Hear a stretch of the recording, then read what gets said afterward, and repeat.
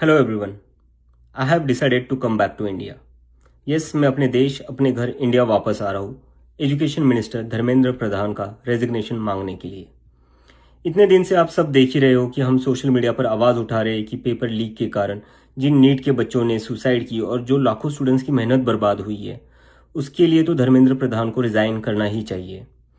8 लाख बच्चों ने हमारी पिटीशन साइन की है। Crores of people have supported this demand on social media as well. And not just that, देश में कई सारी जगहों पर इसको लेकर प्रोटेस्ट भी तो हो रहे हैं, जैसे लखनऊ, जयपुर, महाराष्ट्र, दिल्ली। लेकिन फिर भी इनको कोई फर्क नहीं पड़ रहा। आज नीट के 22 लाख स्टूडेंट्स, सीबीएसई के 17 लाख स्टूडेंट्स, सीयूईटी के 16 लाख स्टूडेंट्स और एसएससी जीडी के 40 लाख स्टूडेंट्स, ऐसे 1 करोड़ से ज्यादा स्टूडेंट्स हैं जिनकी जिंदगी के साथ मजाक किया गया है सिस्टम द्वारा। इसकी वजह से स्टूडेंट्स बहुत ही ज्यादा एंशियस और परेशान है अपने फ्यूचर को लेकर। किसी को तो इसकी जिम्मेदारी लेनी होगी। इतने बड़े ब्लंडर के बाद भी अगर एजुकेशन मिनिस्टर रिजाइन नहीं करते तो इसका मतलब इस देश में अकाउंटेबिलिटी नाम की कोई चीज बची ही नहीं है। ऐसा लगता है कि सिस्टम जितनी चाहे उतनी गलतियां कर सकता है और उसके लिए कोई कॉन्सिक्वेंसेस है ही नहीं।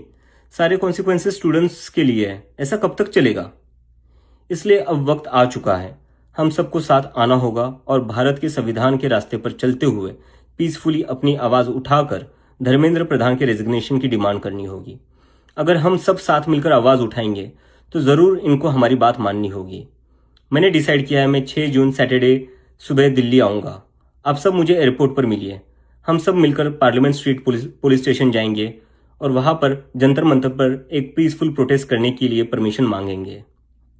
इंडिया का कॉन्स्टिट्यूशन हमें राइट देता है कि गलत के खिलाफ हम पीसफुल तरीके से अपनी आवाज उठा सकते हैं। उसी कॉन्स्टिट्यूशन के अकॉर्डिंग हम अपनी आवाज उठाएंगे और मैं उम्मीद करता हूं जितने भी कॉकरोच जनता पार्टी के सपोर्टर्स हैं और जितने भी स्टूडेंट्स और यूथ इस सिस्टम से परेशान हैं वो इस प्रोटेस्ट में शामिल होंगे।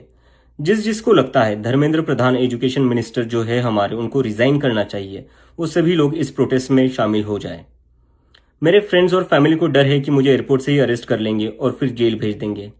लेकिन मुझे अभी भी उम्मीद है कि आज भी हमारा देश एक डेमोक्रेसी है और हमें पीसफुली प्रोटेस्ट करने की परमिशन मिल जाएगी। I want to make it clear, I'm a big admirer of Gandhi, Ambedkar, Bhagat Singh and Nehru, and I believe in the Constitution of India more than anything else, जो हम सबको एक democracy में अपनी आवाज रखने का राइट देता है। और रही बात जेल के डर की, हम कब तक डर कर जिएंगे यार? ये देश किसी एक पार्टी का थोड़ी ना है, ये देश तो हम सबका है।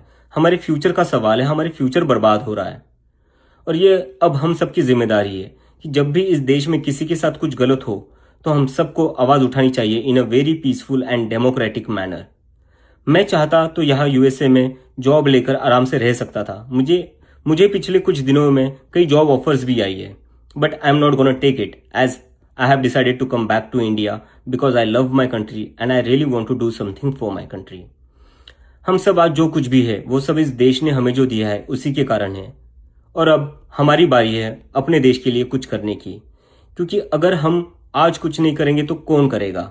कब तक हम वेट करेंगे कोई और आएगा, आवाज उठाएगा और हमें बचाएगा? सो जितने भी पीसफुल और कॉन्स्टिट्यूशन को मानने वाले कॉकरोचेस है, let's all come together to save the future of millions of students. Thank you.